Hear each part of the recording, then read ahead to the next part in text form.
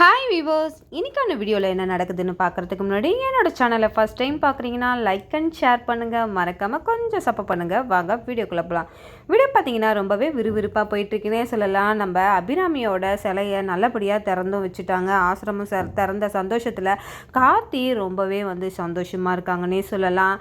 நம்ம மினிஸ்டர் அந்த இடத்த திறந்து வச்சதுனால அவங்களுக்கு ரொம்பவே சந்தோஷம். அவங்களுமே ரொம்பவே கார்த்தியை புகழ்ந்து பேசுகிறாங்க. என் ஃப்ரெண்டுக்கு இப்படி ஒரு புள்ள கிடச்சது, அவள் தான் கொடுத்து வச்சுருக்கணும் அப்படின்னு சொல்லிட்டு கார்த்தியை ரொம்பவே புகழ்ந்து தள்ளுறாங்க. இதெல்லாம் பார்த்துட்டு நம்ம சாமுண்டீஸ்வரி அந்த இடத்துல எதுவுமே பேச முடியாமல் நிற்கிறாங்க. அதுக்கப்புறம் இந்த ஃபங்க்ஷன்லாம் முடிஞ்சோடனே எல்லாருமே கிளம்ப ஆரம்பிச்சிடுறாங்க.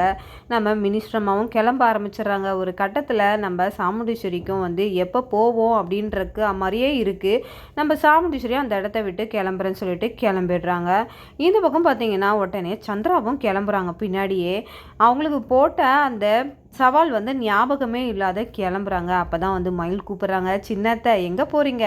போட்டியில் நீங்கள் தோத்துட்டீங்கன்றது உங்களுக்கு ஞாபகமே இல்லையா? ஜெயிச்சுட்டேன்ற மாதிரி கிளம்புறீங்க.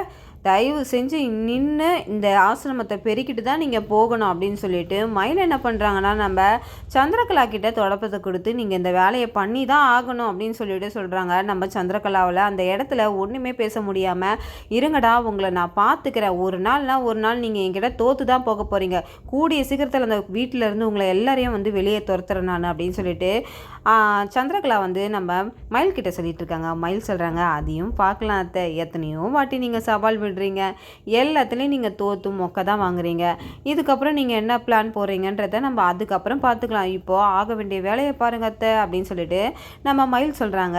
இதெல்லாம் கேட்டுட்டு கார்த்தி ஒரு பக்கம் சிரிச்சுக்கிட்டே இருக்காங்க. இதெல்லாம் பார்த்துட்டு இந்த பக்கம் பார்த்தீங்கன்னா ரேவதி, ரோகிணி எல்லாருமே நம்ம சந்திரகலா செய்கிற வேலையை பார்த்துட்டு ரொம்பவே சந்தோஷமாக படுறாங்க. பரவாயில்லப்பா, நீ அவங்கக்கிட்ட ஒரு வாட்டியும் நீ சவால் விடுற, நீ தான் ஜெயிக்கிற, அவங்க தோத்துடுறாங்க. ஏன்னா அவங்க கெட்ட எங்கள் சித்திக்கு மனசார நல்ல எண்ணமே கிடையாது, எப்படா எங்கள் குடும்பத்தை அழிச்சிட்டு இருக்கிற சொத்தெல்லாம் சுருட்டிக்கலாம் தான் எங்கள் சித்தி நினைக்கிறாங்க அப்படின்னு சொல்லிட்டு கார்த்திகிட்ட ரேவதி சொல்லிட்டு இருக்காங்க. இதெல்லாம் பார்த்துட்டு ரோகிணியும் ரொம்பவே சந்தோஷப்படுறாங்க.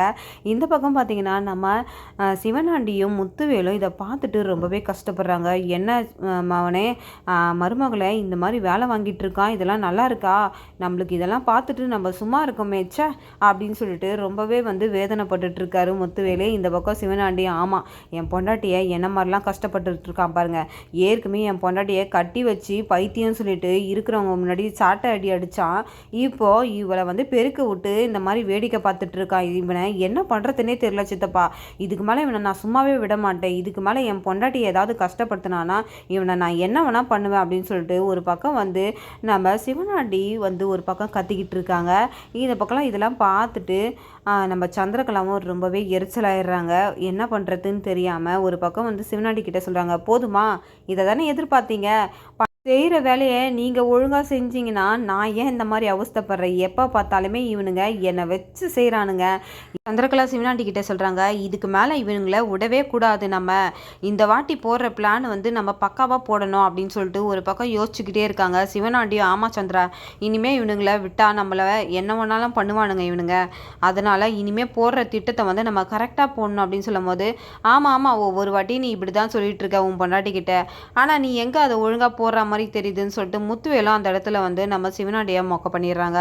உடனே முத்துவேலை பார்த்து முறைக்கிறாங்க, என்ன சித்தப்பா பேசுகிற நீனு, நம்ம எல்லாரும் சேர்ந்து தானே இந்த பிளானை போடுறோம், அது சரியாக வரலன்னா நான் என்ன பண்ணுறது, இந்த வாட்டி அப்படிலாம் நான் விட மாட்டேன், கண்டிப்பாக சந்திராவை அவன் அசிங்கப்படுத்தியிருக்கான், அது என் மனசில் இருக்குது, நான் கண்டிப்பாக அவனை பழி வாங்குவேன் அப்படின்னு சொல்லிட்டு ஒரு வைராகத்தோட நம்ம சிவனாண்டி அந்த பக்கம் போகிறாங்க. இந்த பக்கம் பார்த்தீங்கன்னா நம்ம சாமுண்டீஸ்வரியை தான் கட்டுறாங்க. சாமுண்டீஸ்வரி பார்த்தீங்க ரொம்பவே எரிச்சலோட வீட்டுக்கு வந்துட்டே இருக்காங்க. வந்துட்டு கார்த்தி எல்லாருமே ரொம்பவே சந்தோஷமாக பேசிகிட்டு இருக்காங்க. அப்போ தான் நம்ம சாமுண்டீஸ்வரியும் வீட்டுக்கு வராங்க. வீட்டுக்கு வந்ததுக்கு அப்புறம் பார்த்தீங்கன்னா நம்ம ராஜராஜன் சாமுண்டீஸ்வரியை கூப்பிட்டு, என்ன ஈஸ்வரி சந்தோஷமாக இருக்கியா, மாப்பிள்ளைய இப்போயாச்சும் நீ புரிஞ்சுக்க, புரியுதா, நீ இத்தனை நாள் புரிஞ்சுக்கல, ஆனால் வெளி ஆள் எந்த அளவுக்கு மாப்பிள்ளையை புகழ்ந்து பேசுகிறாங்க, இனிமேலாச்சும் நீ அவரை புரிஞ்சுக்க அப்படின்னும் போது ஈஸ்வரி சொல்கிறாங்க, அவன் வெளி உலகத்துக்கு வேணால் நல்லவனாக இருக்கலாம், ஆனால் அவன் எனக்கு கெட்டவன் தான், என்னோட எதிரியோட பேர அவன், அதனால அவனை ஏற்றுக்கணும்னு எனக்கு அவசியம் கிடையாது அப்படின்னு சொல்லிட்டு ராஜராஜன் கிட்ட ரொம்பவே கடுப்பாக பேசுகிறாங்க. என்னடா ஈஸ்வரி, நீ ஒரு நல்ல காரியத்தை பண்ணிட்டு வந்து இப்போ வந்து இவ்வளோ டென்ஷனாக பேசுகிற, அப்படிலாம் பேசக்கூடாது, அது தப்பு அப்படின்னு சொல்லிட்டு நம்ம ராஜராஜன் சொல்கிறாங்க. ஒழுங்காக போயிடுங்க, என்னை ரொம்ப டென்ஷன் பண்ணிட்டு இருக்காதீங்க அப்படின்னு சொல்லிட்டு இந்த பக்கம் கார்த்திகிட்ட தான் வந்து பேசுகிறாங்க. என்ன டிரைவர், ஒரு ஆளை வச்சு நீ வந்து ஒரு வாட்டியும் நீ வந்து உன்னோட காரியத்தை எல்லாத்தையும் நீ சாதிச்சுக்கிறேன்னு சொல்லிட்டு ரொம்ப சந்தோஷப்படாத. கூடிய சீக்கிரம் இந்த வீட்டை விட்டு நான் உன்னை வெளியே துரத்துவேன். அது மட்டும் நடக்குதா இல்லையான்னு மட்டும் நீ பார்த்துக்கிட்டே இரு. என்றைக்குமே நீ என்னோட மருமகனா ஆகவே முடியாதுன்னு சொல்லிட்டு நம்ம சாமுண்டீஸ்வரி நம்ம கார்த்திகிட்ட ரொம்பவே கடுமையாக பேசிட்டு இருக்காங்க. இந்த பக்கம் பார்த்தீங்கன்னா நம்ம சந்திரகலாவை காணாது வந்து என்னடா இது சந்திராவை காணுமே அப்படின்னு சொல்லிட்டு யோசிக்கிறாங்க. அப்போ தான் ராஜராஜன் சொல்கிறாங்க, உனக்கு தெரியாதா, உங்கள் தங்கச்சி ஒரு பிளானை போட்டு என்னென்னமோ பண்ணணும்னு நினச்சாங்க. ஆனால் வந்து அவங்களால பண்ண முடியல. ஒரு கட்டத்தில் கார்த்திகிட்ட அவங்க தோத்துட்டாங்க. அப்போ அந்த காரியத்தை நடத்துறதுக்கு முன்னாடி உங்கள் தங்கச்சி அவர்கிட்ட சவால் விட்டாங்க. அதனால் அந்த சவாலில் தோத்துட்டாங்க. இப்போ அந்த ஆசிரமத்தை பெருக்கிட்டு இருக்கா அப்படின்னு சொல்லிட்டு நம்ம ராஜராஜன் ரொம்பவே சந்தோஷத்தோடு பேசிகிட்டு இருக்காங்க. இதை பார்த்துட்டு ரொம்பவே கடுப்பாயிட்டு, என்னடா நினச்சிட்டு இருக்க நீனு, என் தங்கச்சி இந்த அளவுக்கு கொடுமைப்படுத்திட்டு இருக்கியா, நான் உன்னை சும்மா விட மாட்டேன்னு சொல்லிட்டு ஒரு பக்கம் சொல்கிறாங்க. இந்த பக்கம் நம்ம சந்திரகலா ரொம்பவே டயர்டாக வராங்க. என்ன சந்திரா, இவனை இப்படி பண்ணிட்டான்னு சொல்லிட்டு நான் கேள்விப்பட்டேன், இதெல்லாம் நீ என்கிட்ட சொல்லவே இல்லையே அப்படின்னு சொல்லிட்டு. ஆமாக்கா, என்னை போட்டு இவ்வளோ துன்புறுத்துறாங்க்கா, பாருக்கா நீ என்னக்கா இதெல்லாம், நீ வந்து அவன் சொல்கிற மாதிரி நீ போக மாட்டேன்னு தான் நான் சொன்னேன், அந்த சிலை நீ திறக்க மாட்டேன்டா, ஆனால் நீ திறந்துட்டக்கா, அதனால தான்க்கா நான் தோத்துட்டேன் அப்படின்னு சொல்லிட்டு ரொம்பவே வருத்தத்தோடு பேசுகிறாங்க. இதெல்லாம் கேட்டுட்டு சாமுண்டீஸ்வரி ரொம்பவே கோவப்படுறாங்க. அதுக்கப்புறம் எல்லாருமே வந்து அவங்கவுங்க வேலையை பார்க்க ஆரம்பிச்சிடுறாங்க. இந்த பக்கம் பார்த்தீங்கன்னா நம்ம சந்திரகலா ரொம்பவே கடுப்பாக இருக்காங்க நம்ம கார்த்தி மேலே. அப்போ தான் ஒரு திட்டத்தை போடலான்னு சொல்லிட்டு யோசிக்கிறாங்க.